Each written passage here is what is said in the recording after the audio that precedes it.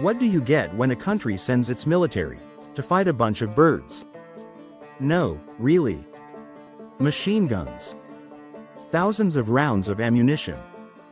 An actual military operation. And the enemy?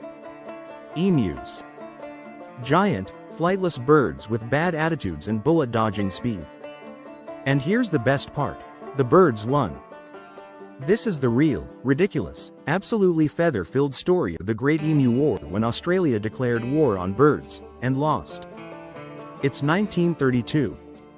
Australia is still recovering from World War I. Thousands of veterans were given farmland in Western Australia. The plan? Grow wheat, build a life.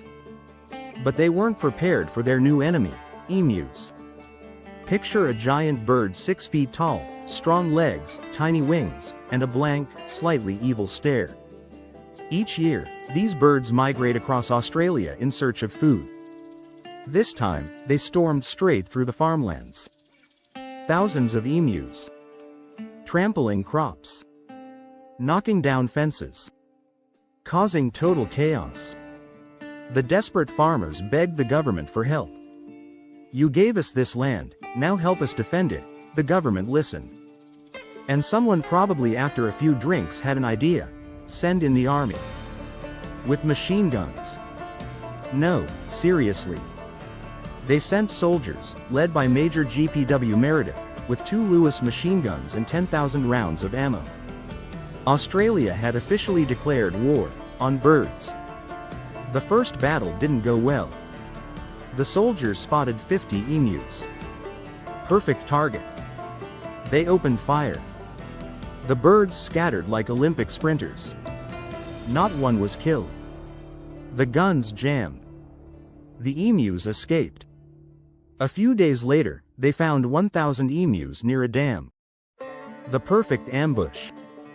They waited. Took aim. Fired. The gun jammed again. The emus scattered this time, in small tactical squads. They weren't just running. They were strategizing. Major Meredith said, "If we had a military division with the bullet-carrying capacity of these birds, it would face any army in the world. They can face machine guns with the invulnerability of tanks." By the end of the first week, thousands of bullets had been fired. Maybe a dozen birds were killed. The emus got smarter. They zigzagged. They avoided open ground. They ran the moment they heard an engine. One farmer joked the emus were armed with radar. The soldiers tried mounting a machine gun on a truck. But the terrain was too rough. The gun shook too much to aim. And the emus? They outran the truck. Yes, birds outran a truck. The press had a field day. Emus outgun army. Birds won. Government 0. War against birds is total flop. Public confidence drop. The operation was eventually called off. Major Meredith returned home, defeated. The emus? Still alive. Still smug. Still trampling crops. The army returned for a second campaign months later, with slightly more success. But it was too late. The emus had won in the public eye. Eventually, the government gave up. They started paying hunters instead. To this day, the emus are undefeated. This was a real event, documented by the Australian military and parliament. Major Meredith later said, "The emus proved that they are a formidable enemy, and somewhere in the outback, there's probably an old emu telling its grandkids, 'Back in my day, I dodged bullets from the Australian army. Twice.